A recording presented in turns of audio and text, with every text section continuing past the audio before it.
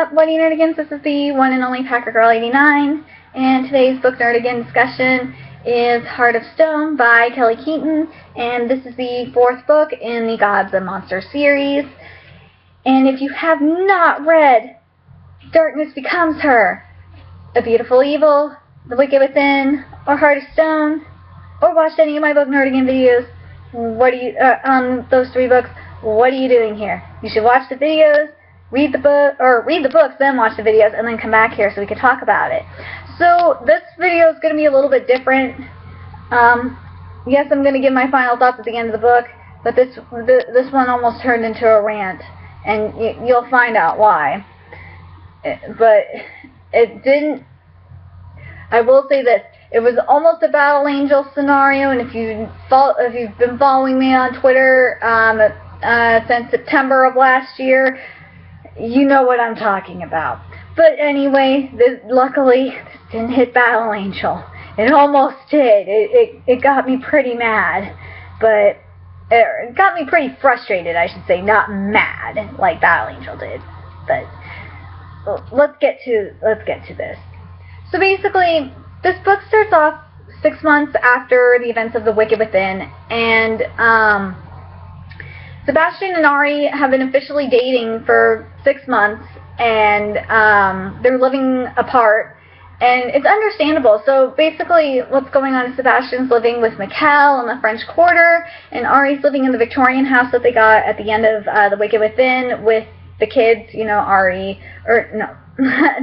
well, obviously Ari, but Violet, Dub, and Crank, or for some reason they're not calling her Crank as much anymore. They're calling her Jenna now, which is her real name, because I think Jenna's trying to be more feminine because of Dub, and Henry, and they're living with Theron, who is Ari's father, and I understand, and that's in the Garden District, and you know, I understand why they're doing that, why they're living apart. Because, well, yeah, they want to appreciate each other more, but it's also because Ari didn't, up until, like, the last book, really, Ari didn't have her father, and she wants to get to know her father more, and the kids actually like having Theron in the house, so, because they haven't really had a father, especially Violet. And Sebastian, you know, he's still getting to know his father, and and it's a good thing for him too. So they're also getting ready for Archer, because Archer's been in Olympus for 6 months based on the arrangement. And Henry has gone to Egypt to be with Benai for a couple of weeks, which is cute, and I love it. And as you know, they're waiting at Mikkel's for Archer to come, and then fucking Apollo crashed into Mikkel's fountain, and without Archer, and oh my god, everybody is flipping the fuck out. And before Apollo passed out, he gave Jenna his, or Crank, whatever you want to call her. I'm gonna start calling her Jenna, because they've been using Jenna more in this book than Crank. His last memories via transference, because she has the trait of prophecy.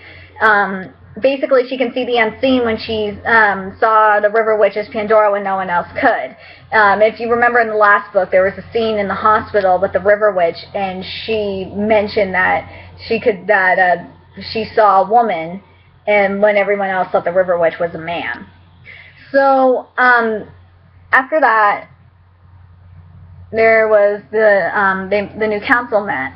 And the new council now consists of Mikkel. Well, Mikkel was always on the council. And then you have Roman Hawthorne, Bran, Nikolai de Chanel, Ari, Sebastian, and Theron. And, well, that's because some of the council members, are dead because of the last Battle Royale. And according to Jenna, Apollo was ambushed. And they are suspecting that it was the Salian front. And who the Salians are, they're a mix of, I think it was Bran who said this. It was either Bran or Mikkel who said this. They were a mix of human and vampire in ancient Europe, and they lost their hold of humanity around the time of Christianity, and the influx of warring human tribes and expanding empires began sweeping into their lands and threatening their way of life. And they were going to wipe out as many human tribes as they could, but the gods stepped in and stopped it. And Athena and her army cut all hopes of vampire society and were forced to move to the background to have their human family manipulate affairs, and drive chosen ones into power of the Frankish kingdom. And they've been involved with the shadowy hand with the rise and fall of every dynasty since. So basically, it's kind of like we find out it's basically what the River Witch was talking about, but an expanded idea of what the River Witch was talking about, more in-depth idea. This is the right way of saying it. So we basically find out that after that, we find out Apollo was attacked by a primal darkness from the underworld. And I was just thinking, wait a second, something doesn't sound right. Like, who could it be attacking Apollo from the underworld? If it's primal, like, could it be a Titan? Could it be Hades? Who could it be? Because something didn't sound right. So basically, Ari went to Olympus, and Sebastian went to Egypt. To go find out, to go get Horus and Artemis and Menai and Henry to go help. And Ari went to Olympus to see if she could find clues, to find out what happened, see if she could figure out what happened. And Sebastian, it's funny how Sebastian went to Egypt to get Horus's attention. He had to like break an Egyptian artifact. It was pretty hilarious. And Horus got hella pissed. I was surprised Horus didn't destroy Sebastian. And Horus says to him, Artemis and I can't help you. Menai and Henry are missing, and my child comes first. And I know Archer is a baby, but I gotta find my child. My child is my priority. And Sebastian was being all butthurt, and he, was trying to explain the whole situation with Archer, and Horus says, you should understand my situation. It's my child. I put my daughter first. And then he sent Sebastian home. And then before we go to Ari's point of view, we go to the point of view of the vampires and the Dark Mother Lamia, who was the first vampire. And, I don't know how I felt about that. Like, I kind of thought it was interesting about Lamia. And she, like, at first I was like, meh, on Lamia.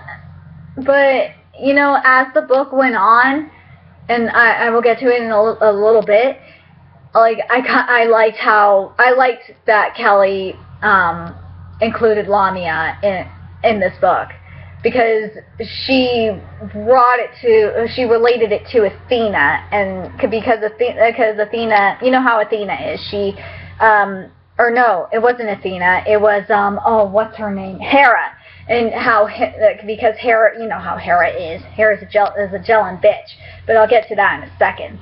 So, then we get to Ari going to Olympus. So Ari uses the disc that Apollo gave her and Sebastian to, visit Archer, because that was part of the arrangement during the 6 months that Archer was in Olympus.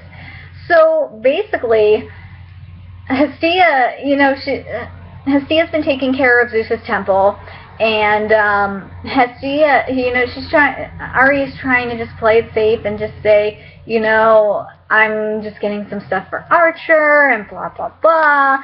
And Hestia is a liar, and she is causing something foul in Olympus. And I was thinking, oh shit, this is God of War happening again. Hestia is trying to cause some problems.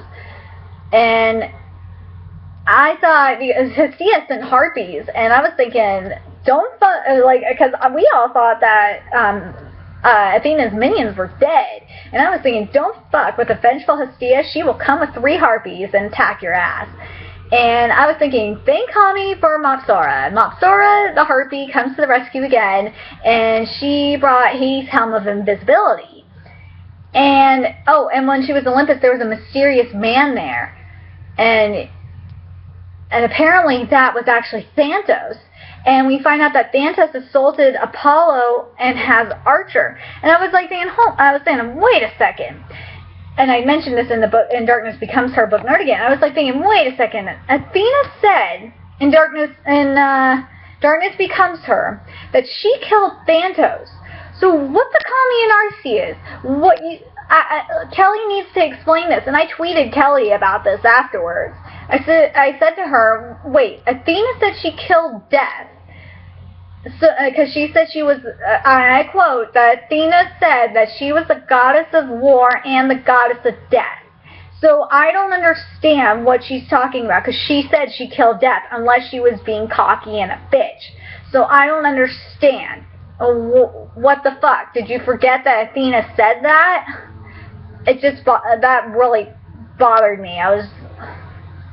How is Thanatos still alive? Unless the only thing I can think of is that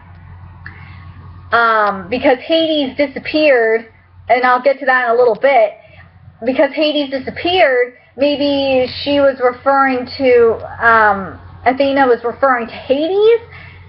That's the only thing I can think of.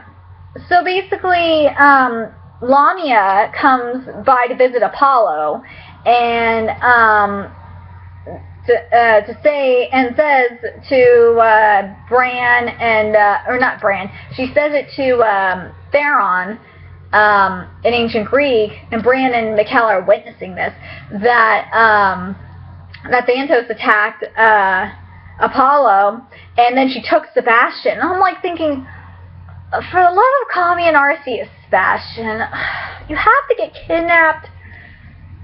Like, this book made, I swear, Sebastian was useless in this book. He was fucking useless in this book. So, and then we have Sebastian's adventures in Lamia's mansion. So, Sebastian was just freaking, it felt like, to me in this book, that Sebastian was getting tortured again, kind of like how if you remember in when Athena had Sebastian and Ari as prisoners and had Zarya drain Sebastian of blood. That's what it felt like this whole thing was to me. But there was a lot of funny moments there with a couple of the vampires there. I liked that. That was pretty funny. So the next thing, I love the next scene. So apparently Ari's dad is prepared for anything, because Ari has to go sneak back to Olympus to figure out what the Kami and Arcee is going on with Hestia, because Hestia has lost her damn mind. So he has been saving a vial of Ares' blood, who has been dead for a while. See, made sense, because remember, Athena said she's the god of war. That's why I'm thinking now that she killed Hades, because look at, Athena said she was the god of war, and Ares is dead. And the disc with the code in case of emergency, basically a way into Olympus via Ares' old temple. So basically Hestia is not going to expect shit, because Ares has been dead. And Theron wants to go, and Ari doesn't want him to go because there's too many enemies that want Theron's ass dead. And I'm thinking, yeah, I understand that, but still, come on,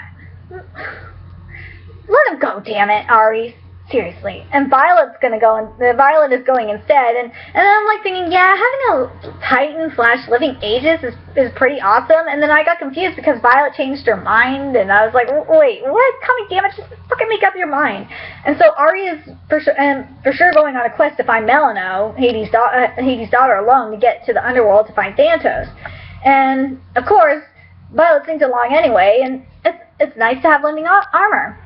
And then we get to Melino, and then when we get to Melino, we find out that she is the daughter of Hesperon and Hades. Well, we knew Hades, but not Hesperon, because usually with Hesperon, usually in what book am I thinking? Like with the Percy Jackson series, Hesperon never had a daughter.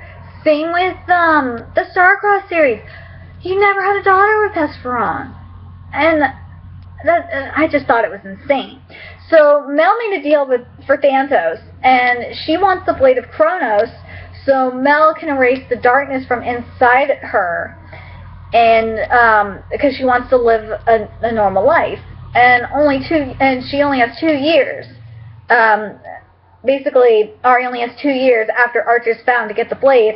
Otherwise, Ari loses her soul, which is just freaking great.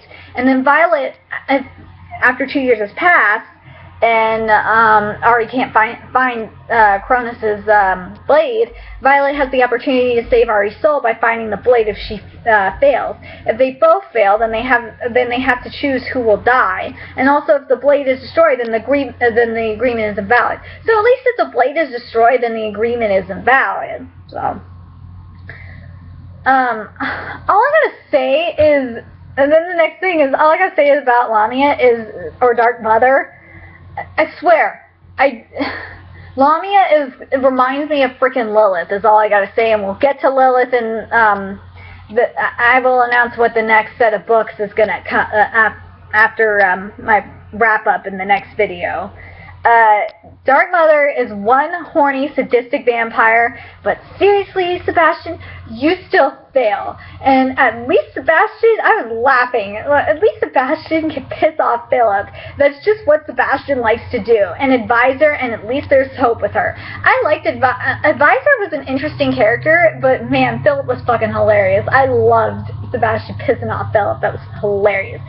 And apparently, now we're back in the underworld. Apparently Hades loves his cattle and has the Titan Menodes. If I butchered his name, I'm sorry. He's the shadow / spirit hurting them, which according to Melano is punishment to curb his bloated pride, anger, and disrespectful nature, since he is the god of violent rage and idiotic rashness, and his body is changed in Tartarus. And for those that don't know, Hypnosis is Thantos' twin brother, by the way. Yes, the Pokemon is Thantos' twin brother. But I thought it was interesting how I didn't realize that Hades likes cattle so much. I thought it was a different god that liked cattle, and I can't think of the name right now.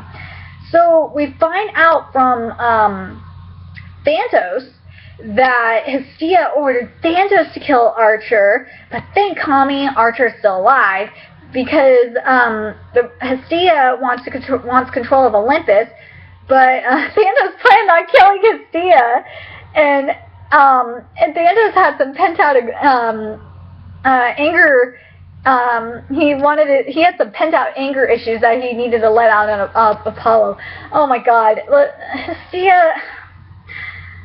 Out of all the gods, Kelly, you had to pick Hestia. I understand why Hestia, because in Percy Jackson, Hestia felt left out, and she's a minor goddess and all that shit. But, jeez, there had to be another one that you could have picked. Seriously, there had to be another one that wanted revenge. But that could have worked with Hestia. I mean, come on. There had to be another god or goddess that wanted to work with Hestia besides fucking Thantos. Ugh. So, the bargain for Archer is revive Euthymia from Athena's Stone Garden and bring her here. And there's a 12-hour deadline. And it's funny because Thantos still wants her even though she rejected him. And there was a fight going on between Thantos and Mel, which is pretty hilarious. I love Melano. I love Melano, and I love Menai. They are like my favorite characters. Ari, Melano, Menai, and Violet are my favorite characters in this book. I gotta say that. And Bran too. I love Bran. And Nick has to break up the fight between Thantos and Mel, and you don't fuck with Mel, because she could fucking destroy your soul. And Nyx in this book is really interesting, because if you remember Nyx in the Heroes of Olympus series and Percy Jackson series, she was a complete bitch. And she was like fucking shit up. Oh my, Kami and Arceus. But Nix's interaction with Archer was so cute. She's like, don't pull on Auntie Nix's hair, little one. And I was thinking, oh, she's like, who knew that Nix had this kind side to her? And I like that you did that, Kelly. I really did. I really like that you showed another kind side to a goddess. I like when authors do that. And yep, everything comes. I love when Ari basically said afterwards. She's like, yeah, everything comes down to Santos' fucking love life. And I was thinking to myself, gee, Santos, quit being such a woman. And I was thinking to myself, yeah, I was thinking afterwards, I'm like, oh my god, but she just said that to Toria at TPC at Bridge. And I was thinking, oh my god, that would have been funny if Santos said, but I am a woman. Sorry, I couldn't resist. And I thought this was amazing, like, when they're walking back through the underworld to go to the Stone Garden, and Ari says to Mel that she would have helped Mel with her find Kronos blade if she just would have asked her. She didn't need to make a bargain, and because she's her friend. And I thought that was so sweet. And it's all because gods are only used to bargains. What do you think? And I guess.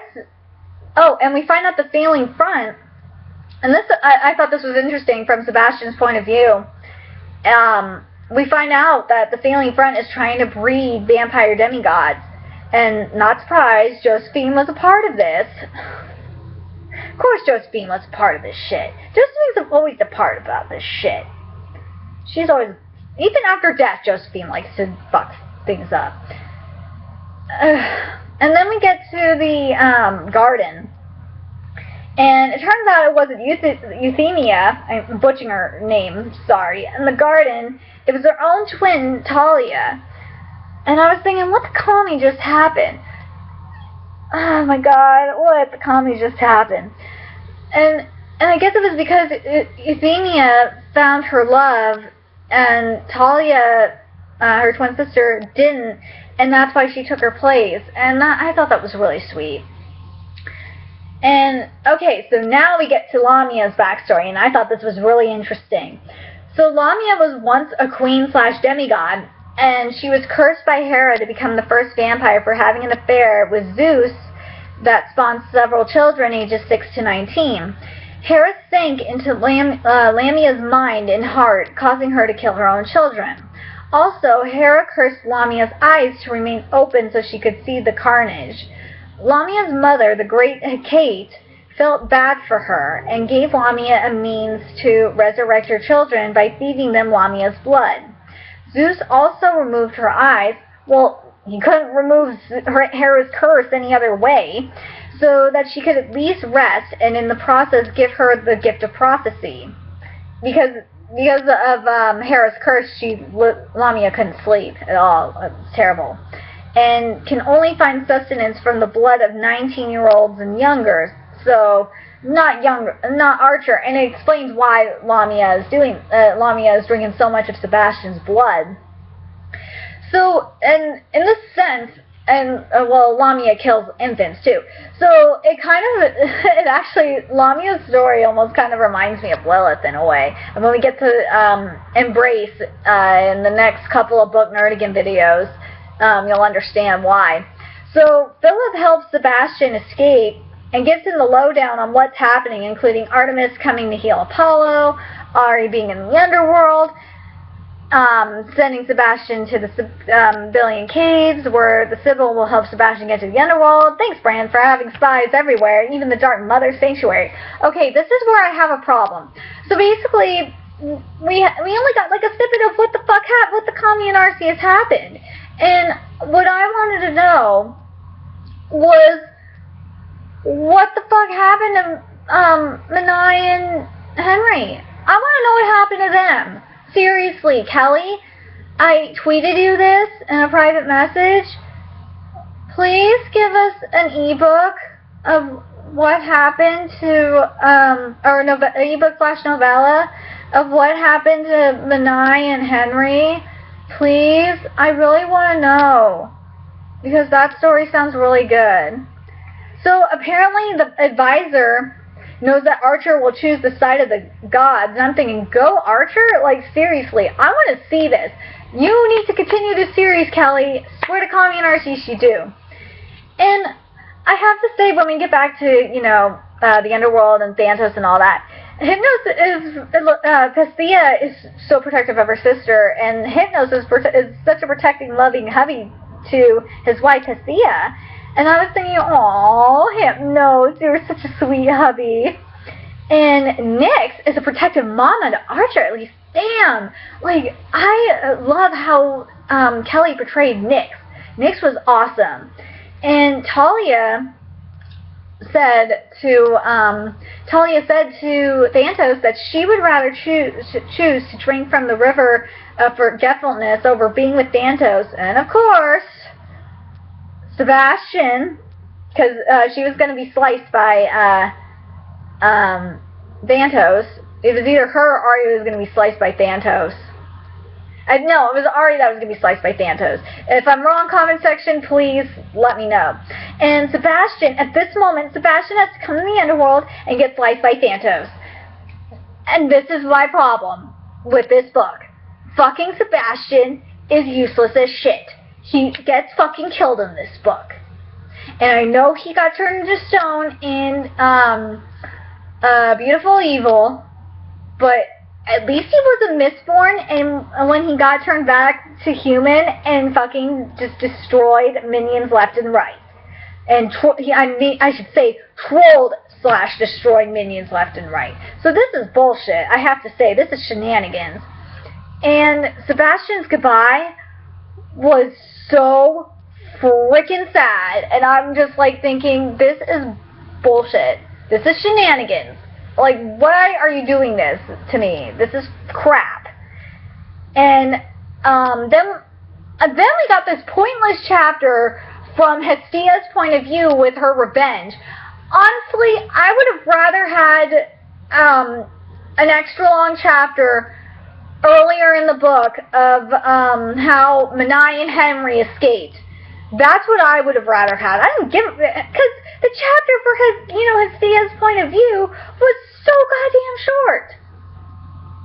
It was so freaking short. And if I remember correctly, in none of the other books, we never got a point of view from Athena. So if we never got a POV chapter from Athena, why the hell are you giving us a POV channel from chapter? So I can't know why I said channel. Why are you giving us a POV chapter from Hestia? I don't understand it. You could have included it in the same chapter as Ari, like right before Ari went OP. I don't understand it. It's really frustrated the hell out of me. So Talia is coming to New 2, which I think is awesome that she's coming to New 2. And I thought this was really interesting about Minotaur's thinking Violet is Kronos. I was like, oh, wow. And Melano is basically telling Minotaur to back the fuck off. I was like, good for you, Melano. And Hestia's messed with the wrong girl. Ari just kicked Hestia's sorry ass by turning her into stone so fast. That's why I said Ari went totally OP. And that's why I was thinking, why the Kami and Arceus did we have this point of view from Hestia? We didn't have this point of view from Thantos. Like, we didn't have this point of view from Athena. We didn't have this point of view from Pandora. Why the Kami and Arceus did we have this point of view from Hestia? That was such a waste of a chapter. You should have given us what happened to Artemis. You should have given us a point of view from Manai or from Henry or both. I would have liked one from Manai, to be quite honest. That would have been pretty awesome. It just frustrated the hell out of me. So then we have the bitter. And then I put in there. I put, okay, I understand, but whatever. I kind of wish the scene was a little longer, and that's why I said earlier, I'm like, why? I understand Hestia is pissed and she wants her revenge, but I kind of wish that we had a different god if you wanted to continue with the god theme, or I kind of wish that we would have scrapped it, scrapped the god, scrapped Hestia completely, to be quite honest, and just focus more on the Selenian front. If you would have, Kelly, if you would have just focused more on the Selenian front, I think that would have been better. Yeah, I mean, Phantos could have done his thing, but I mean, if you would have focused more on the Selenian front, or something like that, or had like the Selenian front bargained with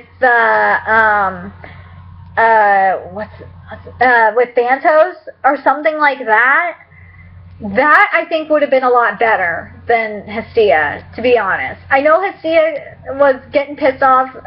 I can understand why Hestia is angry at some things, but I kind of would have rather had the Selenian front be a little bit more involved than anything, but I don't know. But anyway, let me get to the Bittersweet Homecoming. So the Bittersweet Homecoming, we have Artemis, Horus, Benai, Henry, Bran, Ari's dad, and Mikkel waiting for them. And you see, this is why I'm mad, because I want to know what the fuck, what the Kami and Arceus happened to how Benai and Henry and Horus and Benai and Henry escaped. I want to know how Horus and Artemis saved them. I thought that was stupid that you didn't give us that. And then we find out that Mel traded her life for Sebastian's. And holy Kami and Arceus, I did not expect for Mel to be in Tartarus next to a certain Titan. And see, it pays off to befriend goddesses. And I put myself, and then the epilogue. The epilogue basically is setting us up for a Blood Wars trilogy. Please, Kelly, say this is true. The epilogue declared it. I said this on Twitter as well. So we're at like the 32-minute mark. Okay, I got it. I'm gonna say my final thoughts on this. This book felt so rushed to me. It did. I was looking forward to this book. This book. The only reason why this didn't go into Battle Angel territory was because I don't believe this is the final book in the series. I believe that Kelly Keaton's going to write another installment to the series, and I think she can redeem it by at least doing a novella of what happened to Henry and Menai, because I want to know what happened to Henry and Menai. I want to know who was behind it. Like, I want to know if it was the Sailing Front. I want to know if was Hestia behind it? Was Thantos behind it? Like, I want to know. This is ridiculous. It just bothered me. And the other thing, as I mentioned, the other thing that bothered me was that we had a waste of a chapter with Hestia. We never had points of views from Athena. We never had points of views from, which you can do in an ebook. I would love to have an ebook of Athena. From Athena's point of view. We never had an ebook from Pandora's point of view, or a novella from Pandora's point of view. We never had chapters on that. You didn't give us a chapter on Santos' point of view. So that's why I'm like, I don't understand why you wrote the book this way, Kelly. I really don't. But I will say this, I like the point of view from Lamia. Lamia I thought was good. I will say that. I like the character Lamia. I like the Sailing Front idea. I do. I like where the Blood Wars are heading. I definitely like that. I just believe that this book had so much potential. The beginning was perfect. I liked how it was set up. It's just, the thing is that I kind of feel like if you would have explained that, the other thing is if you would have explained that Athena killed Hades, or Athena something, yeah, if you would have said that Athena killed Hades, because we don't know where Hades is, we assume he's dead. Well, we kind of have to assume he's dead because of Thantos now. If you would have said Hades is dead, then I would completely understand the Thantos thing, and I can accept that. But these are my thoughts on Heart of Stone. I know I ranted a little bit, but Kami, seriously, this book was really rushed. I wish that the chapters, I don't know if it's because I had the ebook version, because I haven't had the physical copy. If you, for the book nerdigans that have the physical copy of Heart of Stone, please leave in the comment section if the chapters were shorter or not, because the rest of the books in the series, to me, they had longer chapters. The chapters were a lot longer. That's what I noticed anyway. So remember to like, comment, share, and subscribe. And my next book nerdigan video is going to be the wrap-up of the mythology-based fiction. And then I will announce what, if you follow me on Twitter, you know what my next book nerdigan series is going to be. So, until the next video, keep on reading, book nerdigans.